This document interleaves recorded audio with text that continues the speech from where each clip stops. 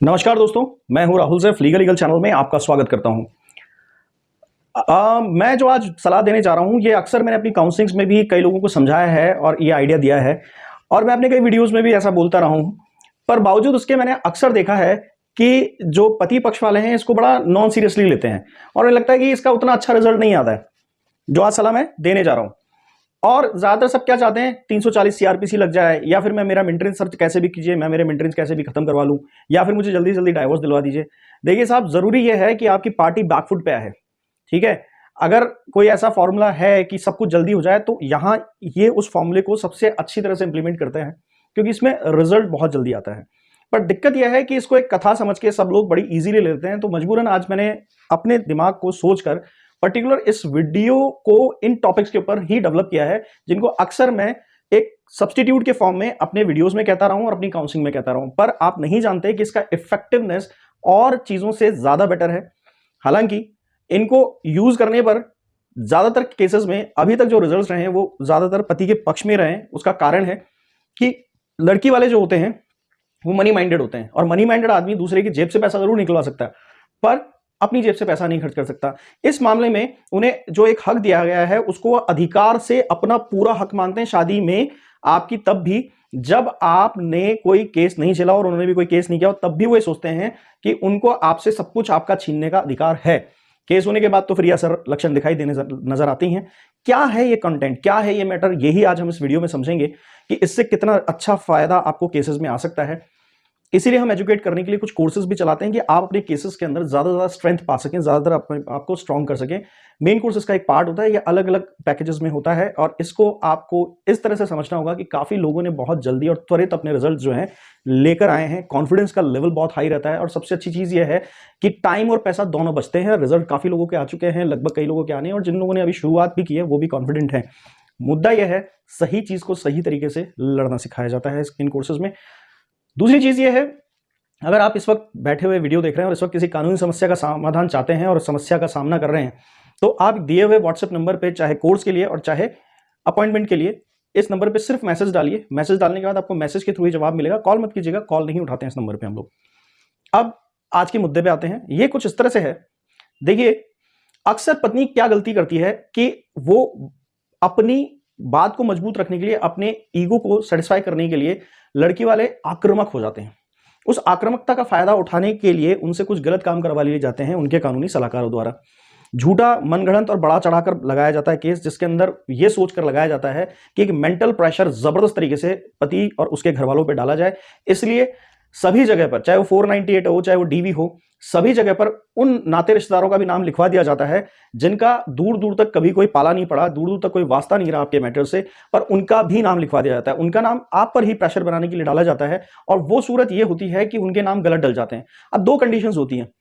कभी कभी उनका नाम जो है जांच के दौरान, 498 की जांच के दौरान निकाल दिया जाता है, और दूसरी कंडीशन ये होती है कि कई बार आपको ये अपॉर्चुनिटी अगर नहीं मिल पा रही है तो आपको हाथों हाथ उनके थ्रू अपना, यानी जो पति, विशेष तौर से ध्यान रखिए, जो पति है वो अपना क्वेश्चन के अंदर नाम ना लिखवा के बाकी अपने माता पिता से लेकर जितने 6, 7, 5 रिश्तेदारों का नाम आपके झूठे लिखवा दिए गए उनकी तरफ से क्वेश्चन डाल दें। जब आप ये प्रमाणित कर सकते हैं इजीली कि इनके नाम गलत डाले गए हैं, तो चाहे आपके माता पिता आपके साथ भी रह रहे हो पर बाकी के 4-5 रिश्तेदार आपके साथ नहीं रह रहे थे और उनका भी जबरन नाम डाला गया जिनका कोई कनेक्शन नहीं है, तो आपके माता पिता और भाई बहनों का नाम भी उनकी वजह से हट जाएगा। तो आप क्वेश्चन डालिए, उसमें आप कभी पिटिशनर नहीं होंगे, ठीक है, उन्हीं को पिटिशनर बनाइए, आपको उस क्वेश्चन में शामिल नहीं होना। अक्सर ये गलती कर जाते हैं पति, तो आपका अननेसेसरी एक झूठे केस को साबित करने का दावा कई बार कमजोर पड़ जाता है, माता पिता का नाम हट जाता है और आपकी क्वेश्चन की पावर खत्म हो जाती है, क्योंकि क्वेश्चन सिर्फ एक चांस देती है।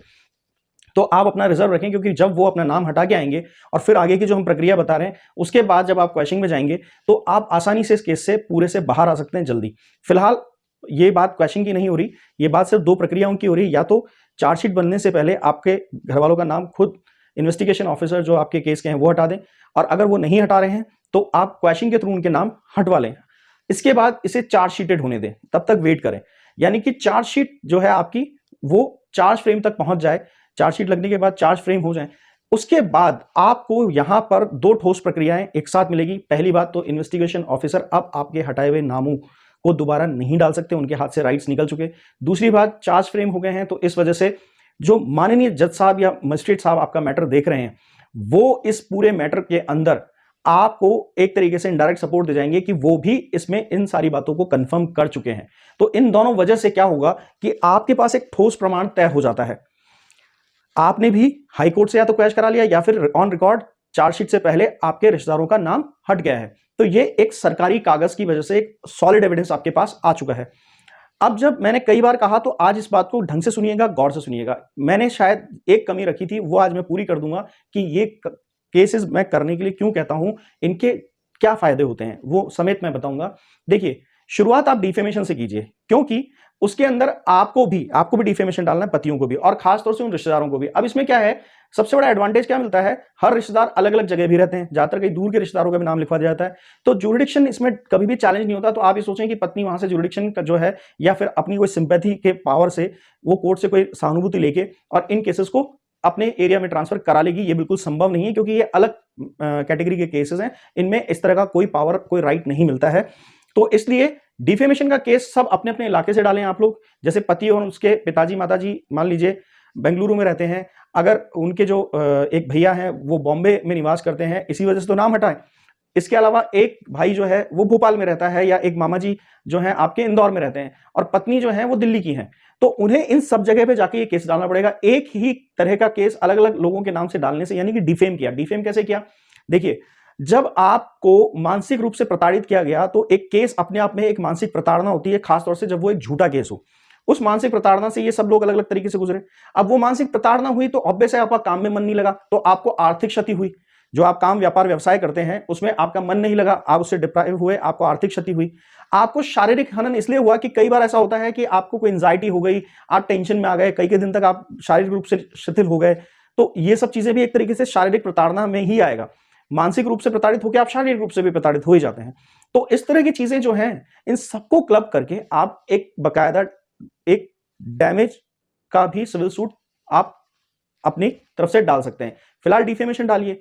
अब जब आप इसके अंदर दोनों जो है सिविल प्रकृति के केस हैं, तो ऐसा तो है नहीं कि इसके अंदर कोई क्रिमिनल ऑफेंस हो जाएगा, मगर डिफेमेशन हो या डैमेज ऑफ सिविल सूट हो, दोनों में आप मोटी भारी संख्या में अपने डिफेमेशन का या अपने डैमेज का अच्छा खासा पैसा मांग सकते हैं। डिफेमेशन भी लगाए और उसके कुछ दिनों बाद आप जो है डैमेज ऑफ सिविल सूट भी डाल सकते हैं। अब इसके अंदर होता क्या है, आपको हर्जाना मिलता है। क्रिमिनल ऑफेंस कई लोग एक्सपेक्ट करते हैं कि सर ज्यादातर ये फोकस होता है जेल भेजने जेल भेजने। अरे भैया, जेल क्या भेजोगे? 340 सीआरपीसी में जल्दी से तो आपकी बात नहीं सुनी जाती, जल्दी से आपका केस दर्ज नहीं किया जाता है, उसमें मीडिएशन डाल दिया जाता है, कभी यार उसको टाला जाता है। पर ये जो केसेस होते हैं जनरली कंसिडर कर लिए जाते हैं, अक्सर नहीं बल्कि हमेशा ही कंसिडर कर लिए जाते हैं, क्योंकि सिविल सूट में होते हैं। यहां पर जो आपका जो हर्जाना है वो मांगने की ताकत अच्छी होनी चाहिए। 30-40 लाख, 50 लाख, 60-70 लाख रुपए तक आप डिमांड कीजिए, क्योंकि ये तो कौन तय करेगा कि मेरे मान की कितनी हानि हुई, ये आप तय करेंगे, मेरा मान इतने का है, ठीक है। तो आप उस चीज को वहां पर डालिए। इससे होता क्या है कि सामने वाली पार्टी को क्या नुकसान होगा, ये अब यहां से आप लोगों की मानसिकता चालू होती है। क्या फर्क पड़ेगा, इससे कुछ नहीं होगा। आपको भी अक्सर जब आप यहां से सुनते जाकर आप किसी से कानूनी सलाहकार जो आपके साथ काम कर रहे हैं आपके केस में, उनसे पूछते हैं, वो भी इसको बड़ा कैजुअली बताते हैं, पर ये कैजुअल नहीं है। इसका रीजन ये है कि इस पे इंस्टेंट रिएक्ट होता है, इंस्टेंट कोर्ट जो है इस पे फैसला लेती है, इंस्टेंट इसके अंदर सिस्टम होता है। पहली बात तो ये होता है कि इन चीजों को लेके अक्सर लड़की वाले लापरवाह होते हैं, क्योंकि दूसरे शहर में ट्रैवल करना है। ट्रैवल करना उनकी शान के खिलाफ है, उनको तो लगता है लड़के को हम रगड़वा सकते हैं, लड़का जो है वो हमें नहीं रगड़ सकता, हमारा क्या कर लेगा। दूसरी चीज, इसमें एक्सपार्टी ऑर्डर्स बहुत जल्दी होते हैं। हर डेट पे जब भी आपकी पत्नी अगर इस घमंड में नहीं आ रही है कि हमारा क्या कर लेगा, तो उस सूरत में आप बार बार ऑब्जेक्शन डालते रहिए कोर्ट में, देखिए इनको सम्मन किया जाए, देखिए ये डेट्स अटेंड नहीं कर रहे हैं, तो 2-4-5 डेट्स के बाद उन्हें आसानी से एक्सपार्टी ऑर्डर कर दिया जाता है। अब यहां एक आपके लिए फायदा है कि एक्सपार्टी ऑर्डर करने के बाद जो हर्जाने की वसूली है उसके लिए रिकवरी नोटिस जाना शुरू हो जाता है, और ऐसी सूरत में बहुत बुरे हालात पैदा हो जाते हैं। अगर ऐसा नहीं भी हुआ तो पत्नी जब इतने 4-5 अलग अलग स्टेट्स में ट्रैवल करेगी, इतने 4-5 दूरी वाली जगह पर जाएगी, तो उसका हैरेसमेंट चालू हो जाएगा। मैंने जैसा कि टाइटल में कहा, उसी तरह से अब मैं बात को प्रमाणित करता हूं कि फिर वो परेशान होगी। देखिए, 2 प्रॉब्लम्स हैं, आप अपने ऊपर ही लीजिए। 5,000 रुपए का मेंटेनेंस बनता है तो आपका दिल कैसे फड़फड़ाने लगता है, जबकि आप तो झूठे केस के अंदर 5,000 रुपए का मेंटेनेंस देने की पोजीशन पे आ रहे हैं। पर लड़की को तो ये पता है, लड़की वालों को तो पता है कि हमने झूठ बोला था, वो पकड़ा गया, चाहे वो आपका आयोग के इन्वेस्टिगेशन में पकड़ा गया और चाहे वो आपका एफआईआर की जो क्वैशिंग है उसमें पकड़ा गया, तो वो पकड़ा गया, तो पकड़ने के बाद ही तो साबित कर रहे हैं, यानी सब कुछ बिल्कुल सही है। और अगर सही बात पे किसी आदमी को उसकी असलियत के साथ पकड़ा जाए तो उसे पता है कि ये मेरे पे चार्ज बनना है, तय है। तो ऐसी सूरत में इतने पैसे का हर्जाना, कोई 10 मांग रहा है, कोई 20 मांग रहा है, कोई उधर से 50 मांग रहा है, ऐसी बातों में 70-80 लाख रुपए का हर्जाना तय हो गया पत्नी के नाम से। और उसके घर वालों के नाम से, तो ये फायदा आपको मिलता है। पैसा खर्च कोई नहीं करना चाहता, और जब ऑर्डर्स निकलने शुरू होते हैं, इन केसेस में ऑर्डर निकलेंगे आपके फेवर में, क्योंकि यहाँ सबूत बोल रहा है, यहाँ हाईकोर्ट का जजमेंट बोल रहा है, यहाँ पर आयोग की इन्वेस्टिगेशन बोल रही है, तो ये सब चीजें निकल के आती हैं, तो फिर इसके लिए कोई ज्यादा प्रमाण जुटाने की जरूरत है ही नहीं, ये तो आपके फेवर में आएगा ही आएगा।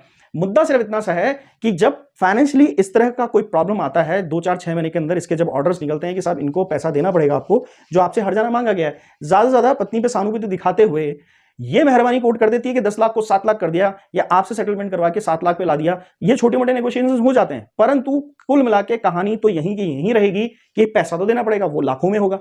तो वो ये सोचते हैं कि कहां तो हम लूटने गए थे और कहां हम लूटने जा रहे हैं। तो जैसे आप सिर्फ 5,000 रुपए महीने के मेंटेनेंस के या 3,000 रुपए महीने के झूठे मेंटेनेंस के ऊपर खलबला जाते हैं, तो यहां तो लाखों रुपए का एक मुश्त रकम देनी है। तो ऐसे में क्या होगा, आपके आगे हाथ जोड़े जाएंगे, आपके पैर पकड़े जाएंगे और कहा जाएगा हमें माफ करो, आप जैसे चाहोगे वैसे सेटलमेंट करेंगे, जिस तरह से चाहोगे उस तरह से सेटलमेंट करेंगे। आपको करना क्या है, एक म्यूचुअल डाइवोर्स की पिटीशन डलवानी है और साथ में अपने ऊपर लगाए गए सभी आरोपों को अपनी पत्नी द्वारा क्वैश करवाना है, और आपको भी उस पर लगाए सारे आरोपों को हाईकोर्ट से एक दिन की एक तारीख में क्वैश कराना है कि साहब हम सेटलमेंट पे आ चुके हैं, और इस सेटलमेंट के अनुसार हम एक दूसरे पे आरोप एक दूसरे के खारिज करते हैं और फ्यूचर में एक दूसरे पे कोई केस नहीं लगाएंगे, म्यूचुअल डाइवोर्स लेंगे। म्यूचुअल डाइवोर्स में आपको कूलिंग पीरियड यानी वेव ऑफ पीरियड जो 6 महीने का गैप मिलता है after filing the mutual divorce, यानी म्यूचुअल डाइवोर्स को फाइल करने के बाद 6 महीने का एक टाइम मिलता है, उसके बाद आपको डिग्री प्राप्त होती है। तो उसको भी आप नकार सकते हैं पति पत्नी अपनी आपसी सहमति से कि साहब हमें नहीं चाहिए 6 महीने का टाइम, हम लोग यहाँ से मैटर को पूरा खत्म करना चाहते हैं, तो 6 से 7 दिन में ही आपको डिग्री मिल जाएगी। विदाउट एलिमनी, विदाउट मेंटेनेंस आप निकलेंगे, क्योंकि अब हिसाब बराबरी का आ गया है, बल्कि ऊपर आप आ गए। कहां वो 10, 5, 20 लाख रुपए के लालच में आ रहे थे, कहां वो 60, 70 लाख रुपए के दबाव में आ गए। तो अब ऐसे टाइम पे सौदा बड़ा सस्ते में निपटेगा। स्ट्रैटेजी को अगर आपने अपना लिया मेरे दोस्त, तो मैं श्योर कर रहा हूं इतना सिंपल दिखने वाली ये चीज आसानी से निकल जाएगी। कारण सिर्फ और सिर्फ एक है कि इसके अंदर त्वरित न्याय होता है, इंस्टेंट जस्टिस आता है। पर क्योंकि आप लोग इसको सीरियसली नहीं लेते, इसलिए बड़ी दिक्कत होती है। जरा न्यूज़ पे ध्यान दीजिए। जब कई बार, जैसे अभी अक्षय कुमार ने एक यूट्यूबर के ऊपर ये लगाया था कि उनके ऊपर कोई मजाक बना दिया गया था, वो हमारे इस वीडियो का डिस्कशन का विषय नहीं है कि क्या हुआ था घटना, पर उसके अंदर बकायदा अक्षय कुमार के उस मैटर के अंदर 2 या 3 हेयरिंग के अंदर ही जो है जजमेंट आ गया था। पर वहां पर आगे कुछ और भी हुआ था कि वो फिर अक्षय कुमार वो दावा पेश तो कर बैठे, काफी अच्छा करोड़ों रुपए का दावा पेश किया था उन्होंने मानहानि का, पर वो बाद में नहीं मिल पाया क्योंकि उनकी अपील में उन्होंने जस्टिफाई कर दिया था। पर ये मैटर उतनी जल्दी जल्दी सेट हुआ और सेटल हो गया। और ऐसे मानहानि के केसेस कई बार आपने देखे होंगे अखबारों में कि इधर लगाया कुछ दिनों में न्याय आ जाता है। तो अपनी न्यूज की नॉलेज पर ध्यान दीजिए, ये हमेशा जस्टिस जल्दी होता है इसके अंदर, इसमें इतना आसान नहीं है। आपके जैसे बाकी केसेस 5-5 साल 10 साल रगड़े जाते हैं, यहां जल्दी रास्ता निकलने के चांसेस बनते हैं। इसलिए थोड़ा लंबा वीडियो बनाया है, इसलिए थोड़ा ज्यादा जोर दिया है कि आप इस मैटर को जल्दी जल्दी अपने केस में अपने फेवर में लाने के लिए यूज करेंगे। दोस्तों, आज का वीडियो कैसा लगा मुझे कमेंट सेक्शन में एक बार जरूर बता के जाइएगा कि आप क्या करने वाले हैं इस मैटर को लेके।